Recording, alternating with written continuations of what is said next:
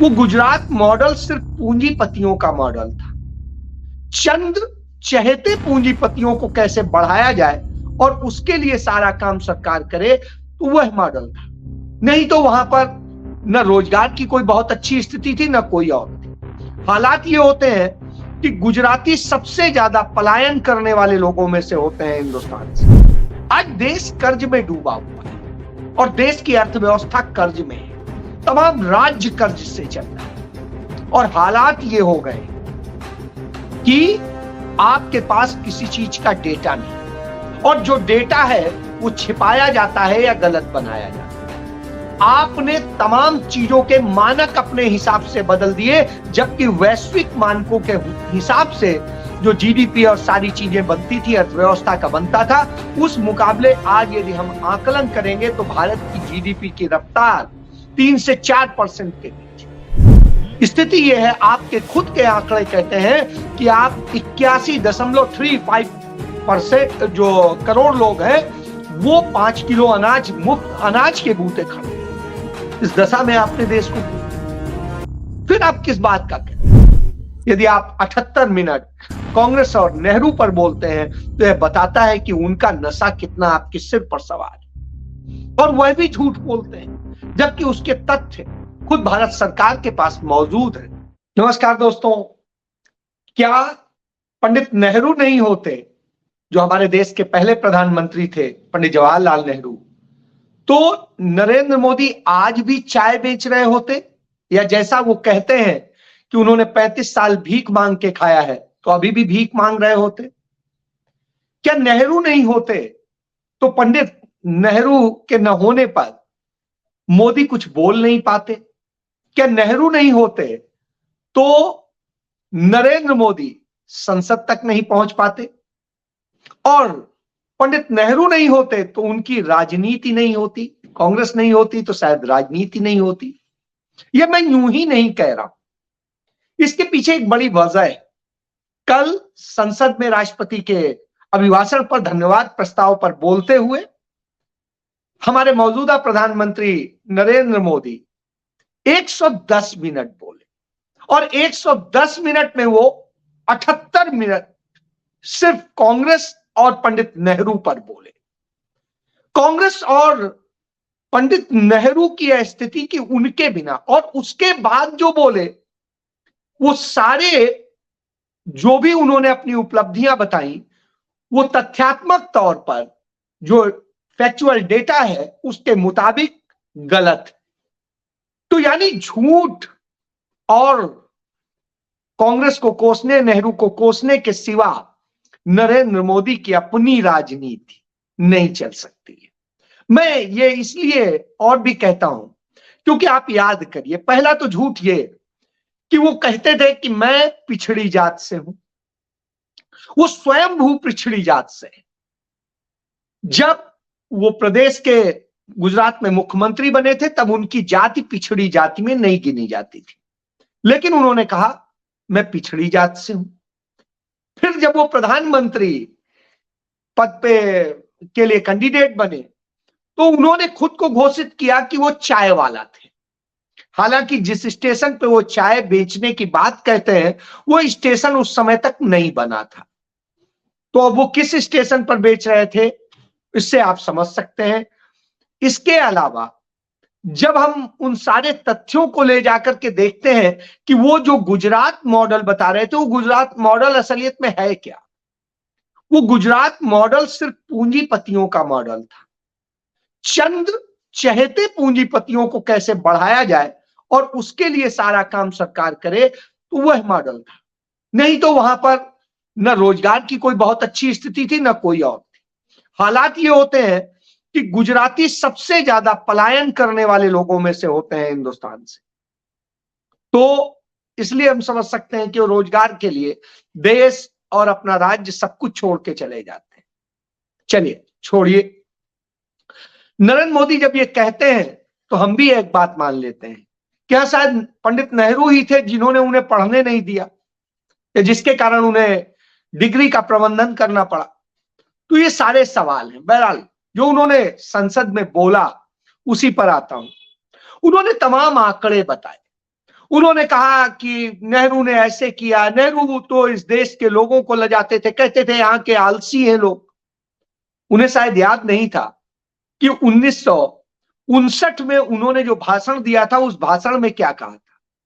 उन्होंने इस देश के लोगों को आत्मनिर्भर बनने की किया, क्योंकि इस देश की स्थिति कोई बहुत अच्छी नहीं थी।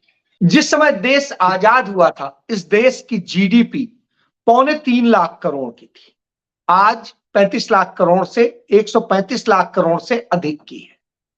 आप इससे समझ सकते हैं कि जब वह स्थिति थी, वह जमाना था जब बच्चा पैदा होते ही स्थिति यह थी 1000 बच्चों में 250 बच्चे मर जाते थे।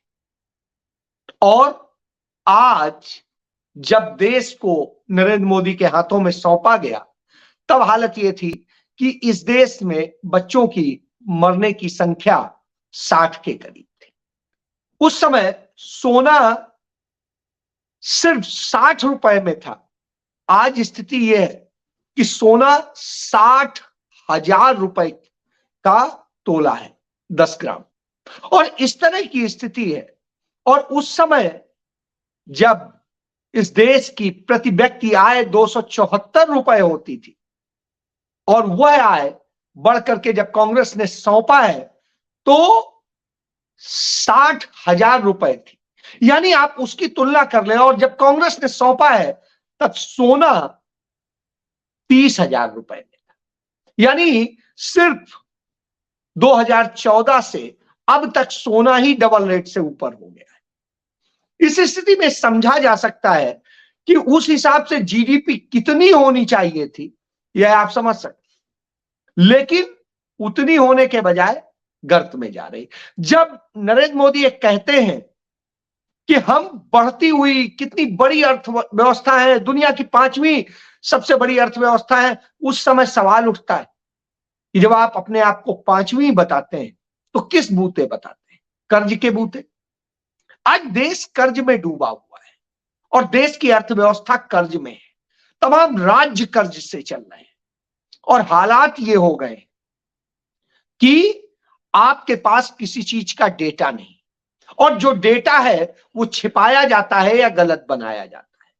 आपने तमाम चीजों के मानक अपने हिसाब से बदल दिए, जबकि वैश्विक मानकों के हिसाब से जो जीडीपी और सारी चीजें बनती थी, अर्थव्यवस्था का बनता था, उस मुकाबले आज यदि हम आकलन करेंगे तो भारत की जीडीपी की रफ्तार 3 से 4% के बीच। लेकिन आपने जिस तरीके से खेल किया उसके बूते आप बताते हैं।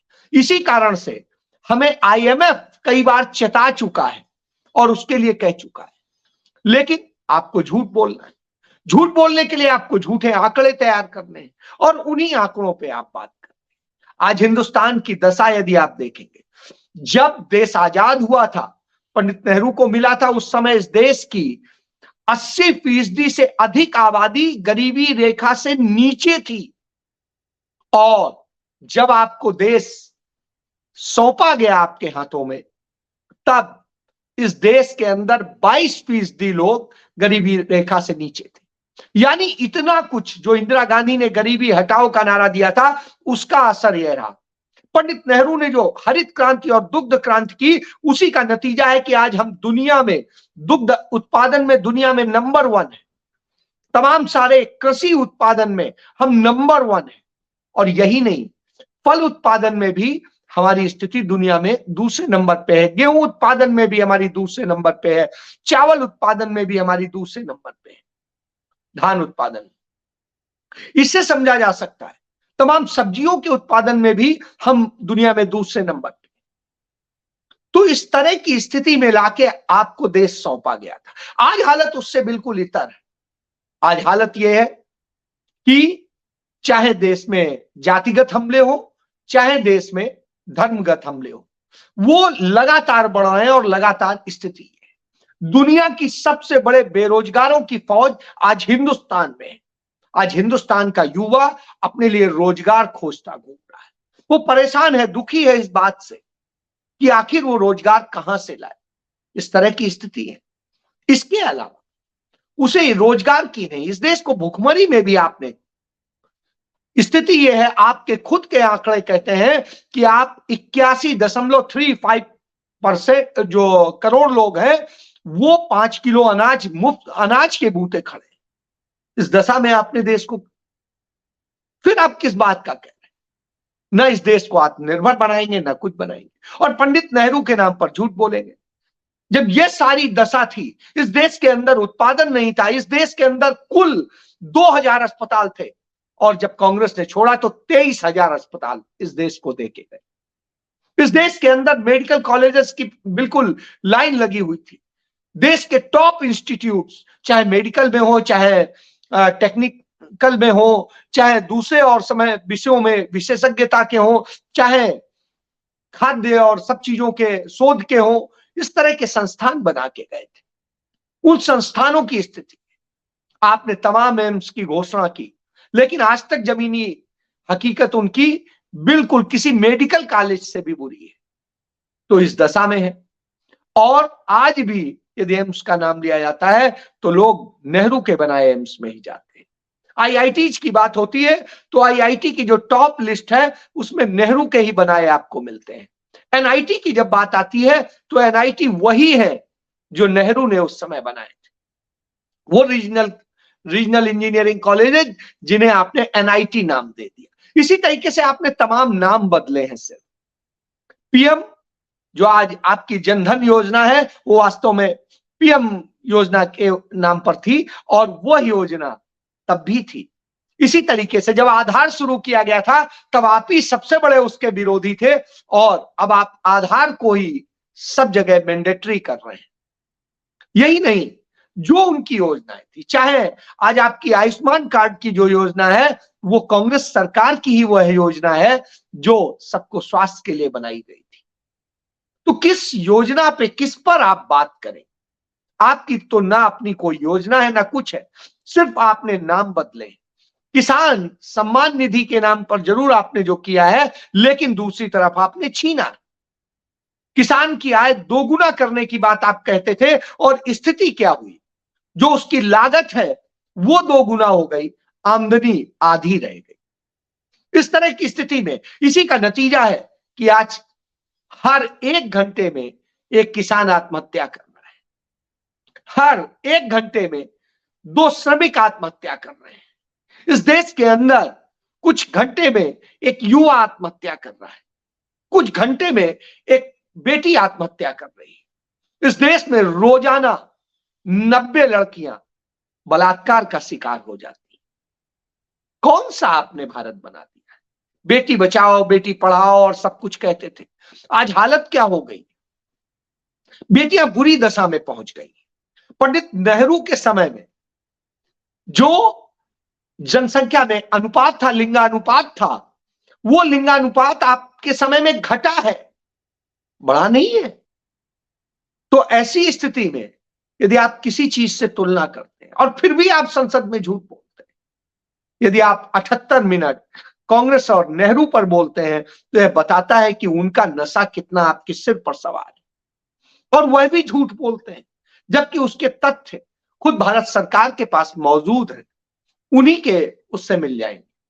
पंडित नेहरू ने इस देश के लोगों से यह कहा था कि हमें तमाम, जिस तरह की दुनिया बढ़ रही है आगे, हमें यदि आगे बढ़ना है, लड़ना है, तो हमें ज्यादा मेहनत करनी होगी, ज्यादा वैसे करना होगा। भारत के लोग उतनी मेहनत नहीं कर रहे हैं जितनी जरूरत, और इसलिए आपको मेहनत करनी होगी। हम आराम तलब हो रहे हैं, वह नहीं होना चाहिए।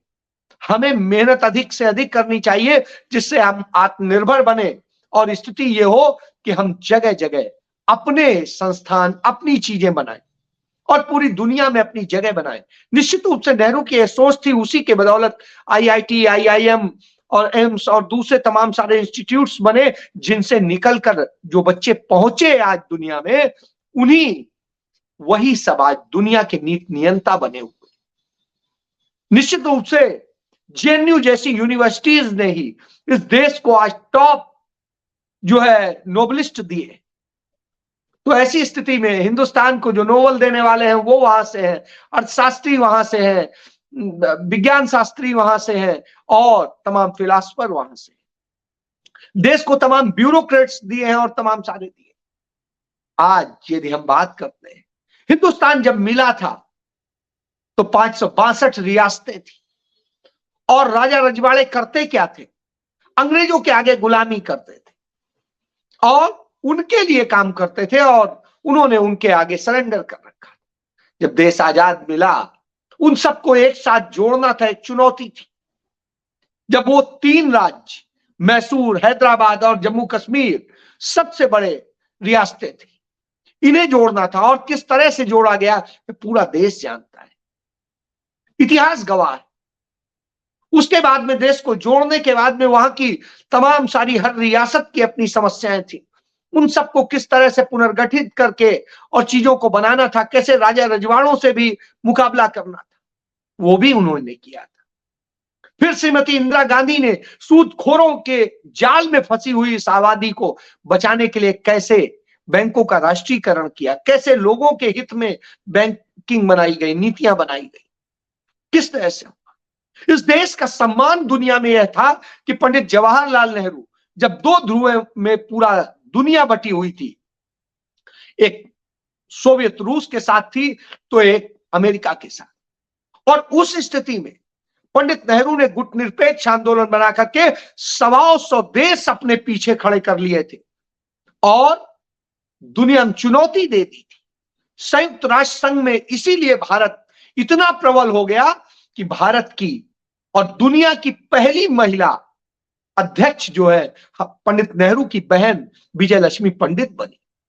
इससे बड़ा और क्या सौभाग्य होगा इस देश के लिए, नारी शक्ति के लिए। यह किया था उन्होंने जिस तरीके से बना के खड़ा किया। आपके समय में क्या हो रहा है, झूठ बोला जा रहा है। जब आपसे डेटा मांगा जाता है तो आप कहते हैं ये डेटा नहीं। संसद में मांगे गए कुछ डेटे के ही मैं जिक्र कर देता हूं। आप याद करिए, तो मांगा गया था कि सब कोविड के दौरान कितने लोग मरे, आपने कहा हमारे पास डेटा नहीं। किसान आंदोलन के दौरान कितने लोग मरे, आपने कहा डेटा नहीं। पूछा गया कितने जो कोरोना वॉरियर्स थे उनकी मृत्यु हुई है, आपने कहा डेटा नहीं है। कितने मजदूरों ने पलायन किया, आपने कहा डेटा नहीं। कितने मजदूरों को कि चलते चलते मौत हुई, आपने कहा डेटा नहीं है। आपसे पूछा गया कितने एमएसएमई बंद हुए हैं, आपने कहा डेटा नहीं है। आपसे कहा गया कितने लोग बेरोजगार हुए हैं, आपने कहा डेटा नहीं है। एक घटना नहीं है, किसी भी चीज पे आपसे डेटा मांग दो तो आप कहते हैं डेटा नहीं। जब पूछा गया कितने पत्रकारों को मार दिया गया, आपने कहा डेटा नहीं है। कितने आरटीआई एक्टिविस्ट को मार दिया गया, आपने कहा डेटा नहीं है। कितने लोगों के साथ मॉब लिंचिंग हुई और उन्हें मार दिया गया, आपने कहा डेटा नहीं है। कितने भगवा आतंकी हैं, आपसे पूछा गया, आपने कहा डेटा नहीं है। तो जब भी आपसे कुछ पूछा जाता है तो आपके पास डेटा नहीं होता है। लेकिन संसद में नेहरू और कांग्रेस के खिलाफ बोलने के लिए आपके पास में सब कुछ होता है, क्योंकि वो मनगढ़ंत होता है, झूठ पे टिका होता है। सच जब देखेंगे तो लगेगा कि इस देश के अंदर क्या था और क्या बना के दिया है। उस तरह की स्थितियों में जब हम आएंगे, इस देश में जहां भुखमरी की स्थिति थी, सब कुछ था, इस देश को खुशहाल बनाने की दिशा में काम किया गया था, हर दिशा में काम किया गया।